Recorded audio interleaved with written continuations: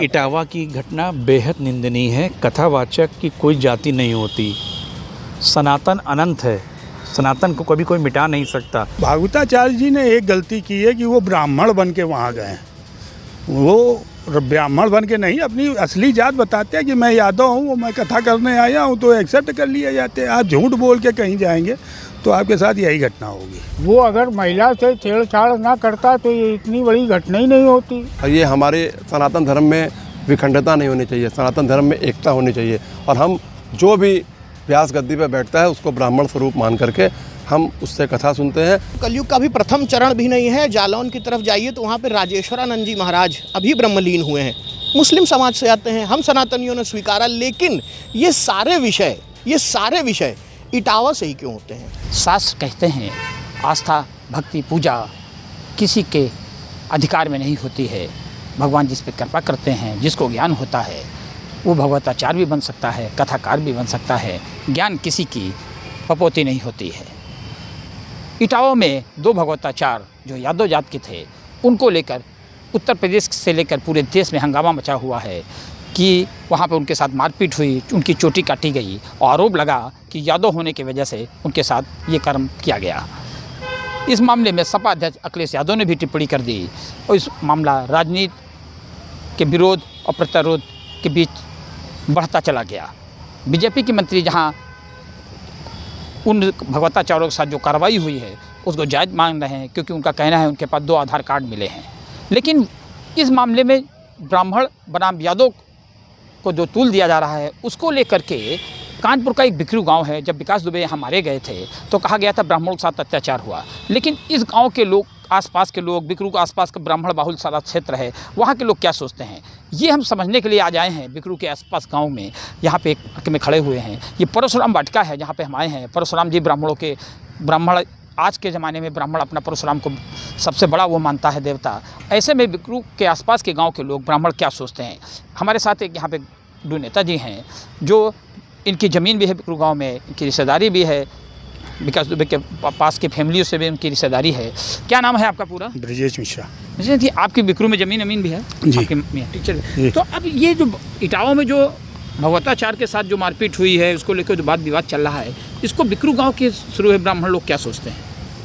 भागवताचार्य जी ने एक गलती की है कि वो ब्राह्मण बन के वहाँ गए। वो ब्राह्मण बन के नहीं, अपनी असली जात बताते हैं कि मैं यादव हूँ, वो मैं कथा करने आया हूँ, तो एक्सेप्ट कर लिए जाते हैं। आप झूठ बोल के कहीं जाएंगे तो आपके साथ यही घटना होगी। तो जो यादव कथा नहीं कर सकता? नहीं, यादव कथा कर सकता है लेकिन ब्राह्मण बन के नहीं। अपनी असली जात बता के आवे, उसका स्वागत है।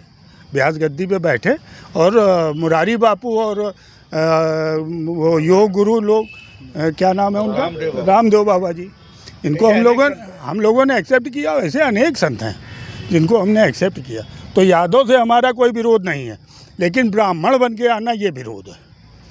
तो ये इनका कहना है कि वो जो यादव बन के आए थे, इसलिए यादव से ब्राह्मण बन के आए थे, इससे हमारा विरोध है। एक और है यहाँ पे, सर क्या नाम है? राकेश दुबे। दुबे जी बिकरू के आसपास के रिश्तेदारी में इनके जुड़े हैं। क्यों ये विरोध जो हो रहा है इसको लेके क्या मानते हैं? विरोध केवल राजनीतिक पार्टियां कर रही हैं जिनको वोट चाहिए, बस। बाकी वहाँ ये आपस में एक दूसरे को जानते हैं। वो वहाँ से 5 किलोमीटर दूर वो कथावाचक का गांव है और जहाँ कथा करने गया वो 5 किलोमीटर है। जब वो एक दूसरे को जानते हैं तो उसने छुपाया क्यों कि हम अग्नोत्री हैं और ये हैं वो हैं। ये सब करना ही नहीं चाहिए। बाकी वो अगर महिला से छेड़छाड़ ना करता तो ये इतनी बड़ी घटना ही नहीं होती। तो ये छेड़खानी के बाद ये सब हुआ? हाँ, ये सब छेड़खानी के बाद ये तो मुकदमा लिखा गया, बता रहे हैं, पेपर में आया है कि छेड़खानी का मुकदमा भी लिखा गया और 2 आधार कार्ड भी उसके पास मिले हैं। तो ये सब क्या है? अब जिन्होंने उसके साथ कथावाचक के साथ गलत किया वो गिरफ्तार होकर जेल चले गए। अब इसमें जो बाहर के लोग कूद रहे हैं वो तो अपना वोट बैंक तैयार कर रहे हैं, बस। एक डॉक्टर साहब हैं हेमंत मोहन जी, इनकी जो ससुराल है वो बिकरू के पास के गांव की रिश्तेदारियों में है। क्या मानते हैं आप? मैं डॉक्टर हेमंत मोहन, मैं ये मानता हूँ कि ये बिल्कुल राजनीति से प्रेरित है। इसमें राजनीति नहीं होनी चाहिए। हमारी व्यास गद्दी पे जो भी बैठता है, चाहे वो ब्राह्मण हो या अन्य समुदाय का हो, उसको झूठ नहीं बोलना चाहिए। और अभी ये भी बताया गया है कि वहाँ पर सब आचार्यों का, भगवान का, कृष्ण जी का, विष्णु जी का और 9 ग्रहों का सब आह्वान किया जाता है, तो उस व्यास गद्दी का हमारी सम्मान है और हमारी हिंदू संस्कृति का सम्मान है। और ये हमारे सनातन धर्म में विखंडता नहीं होनी चाहिए, सनातन धर्म में एकता होनी चाहिए। और हम जो भी व्यास गद्दी पे बैठता है उसको ब्राह्मण स्वरूप मान करके हम उससे कथा सुनते हैं और हमें उसमें कोई भेदभाव नहीं रखना चाहिए और बिल्कुल राजनीति इसमें बिल्कुल भी नहीं होनी चाहिए। विक्रू कांड में जब से विकास दुबे कांड हुआ था उसके बाद से ज़्यादा तो लोग आसपास के विकास ब्राह्मण जितने लोग थे उसमें किसी न किसी घर का हर आदमी जेल गया था। अब ऐसे में उसके आसपास के, चूँकि आसपास पूरा क्षेत्र बड़ा बाहुल्य है आसपास के गांव में, तो वहाँ के लोग, जुड़े हुए लोग जिनकी रिश्तेदारियाँ हैं, जो सिटी में रहते हैं, वहाँ से किसी वो लोग क्या सोचते हैं? और भी लोग हैं यहाँ पे। राहुल, क्या नाम है पूरा आपका? मेरा नाम राहुल मिश्रा है। राहुल जी, जो भगवताचार्य को लेकर विवाद चल रहा है इसको क्या मानते हैं? सबसे पहले तो धन्यवाद यूपी तक का। आपने जैसे शुरू में कहा कि ये स्थान परशुराम वाटिका के नाम से जाना जाता है, तो त्रेता में राम, द्वापर में श्याम। सबरी अम्मा के जूठे बेर खाने में मर्यादा पुरुषोत्तम प्रभु श्री राम ने कुरेद नहीं किया। रसखान को हम सनातनियों ने माना। त्रेता द्वापर, क्या मर्यादा पुरुषोत्तम प्रभु श्री राम जो त्रेता में थे, द्वापर में वो कृष्ण हो गए? कृष्ण हो यदुवंशियों में जन्म ले लिए। खीरा हम लोग महंगा महंगा खरीद लेते हैं और मानते हैं, स्वीकारते हैं, केवल सुनते ही नहीं हैं। कलयुग की बात करें तो कलयुग का भी प्रथम चरण भी नहीं है। जालौन की तरफ जाइए तो वहाँ पे राजेश्वरानंद जी महाराज अभी ब्रह्मलीन हुए हैं। मुस्लिम समाज से आते हैं, हम सनातनियों ने स्वीकारा। लेकिन ये सारे विषय इटावा से ही क्यों होते हैं? ये सारे विषय यादव जी ही क्यों टारगेट किए जा रहे हैं? आधार क्यों अपने डबल नाम से लेके आ रहे हो? अब क्या हो रहा है? क्या कोई आतंकवादी गतिविधि करना चाहते हो, या अभी भी हिंदू? पहले हिंदू मुस्लिम बांट दिया, मुस्लिम समाज को आपने शिक्षा से वंचित रख दिया, आपने हिंदू मुस्लिम कर दिया। अब आप हिंदू ऊंच नीच कर रहे हैं। तो राजनीति धर्म से अलग रखिए। हमने जो कहा वो हमने किया, लेकिन इनको ये याद रखना चाहिए कि कुछ विषय ऐसे जिनको राजनीति से अलग रखें, क्योंकि ये वेदव्यास भगवान है। भगवान की लाठी जब चलती है तो मुझे लगता है कि बहुत हिस्से हो जाएंगे। तो अभी तो आपको किनारे कर दिया, अभी टावा भी नहीं आपसे छूटेगा। परशुराम जी का बहुत बहुत आभार, धन्यवाद कि आपने ये विषय उठाया। यूपी तक का धन्यवाद। राहुल ने नाम नहीं लिया है, लेकिन इशारा साफ है सपा की तरफ से जिस तरह इस मुद्दे को तूल दिया जा रहा है। एक युवा हैं, देखिए, सॉफ्टवेयर अध्ययन किया है इन्होंने, और ये इनकी ननिहाल है बिकरू गांव में। क्या नाम है आपका? शिखर मिश्रा। शिखर, आप क्या सोचते हैं इस मामले? सोचते बस ये है कि हाँ ठीक है, बीइंग अ यूथ मैं तो ये कहूँगा कि ठीक है, सारे ये सब एक तरीके से पॉलिटिकली है, लेकिन अगर हम सिर्फ यूथ को टारगेट करें तो उन लोगों को इन सब चीज़ों से बिल्कुल अलग हो करके देश की इकॉनमी और कहीं ना कहीं देश की सिक्योरिटी पे बहुत ध्यान देना चाहिए। ये ठीक है, मतलब नहीं करना चाहिए किसी के साथ तो चोटी काटना, या ठीक उन्होंने गलत किया पर उनके अगेंस्ट गलत नहीं करना चाहिए। उनके रिगार्डिंग जो भी लॉज हैं उसके अकॉर्डिंग काम करना चाहिए, ठीक है, मतलब तो। लेकिन यूथ को दूसरी तरीके से देखना चाहिए और अपना ठीक है, अपना वो करें जो भी उनको करना है, मतलब जो भी उनकी भक्ति है वो दिखाएं, लेकिन कहीं स्पेसिफिक जगह नहीं, वो मंदिर में जा करके कहीं ज़रूरी है कि उन्हें कथा सुन करके ही भक्ति दिखानी है। लेकिन यूथ को ज़रूर कहीं ना कहीं एक इकॉनमी की तरफ ही ध्यान देना चाहिए। एक और है यहाँ पुष्कर वाजपेयी जी, के पास वाले गांव के पास इनका घर होता है। क्या कहना चाहते हैं? देखिए, इटावा की घटना बेहद निंदनीय है। कथावाचक की कोई जाति नहीं होती। सनातन अनंत है, सनातन को कभी कोई मिटा नहीं सकता। लेकिन इस आड़ में जातिगत संघर्ष जो है वो कदापि स्वीकार नहीं होगा। उत्तर प्रदेश में जिन लोगों के ये मंसूबे हैं कि यादव ब्राह्मणों में जातिगत संघर्ष करा के पालेबंदी कर लो, वोट बैंक की राजनीति करो, ये बेहद घटिया स्तर है। आज पूरे भारत में विश्व का डंका बज रहा है। लेकिन अगर जाति संगीणता ही यादव समाज को और ब्राह्मणों को जो है अपमानित करेगी तो वो दिन दूर नहीं जब आपस में वर्ण विभेद शुरू जाएंगे और नेता अपनी रोटियां सेकेंगे। हाँ, कथावाचक के पास से 2 आधार कार्ड मिलना अत्यंत निंदनीय है। ये किसी अन्य घटना की ओर भी इशारा कर रही है। पुलिस को बेहद गंभीरता से इस मामले में जांच करनी चाहिए और महिलाओं से अपमान तो कतई बर्दाश्त नहीं है। योगी जी का यही ध्येय है कि महिला का सम्मान सर्वोपरि है।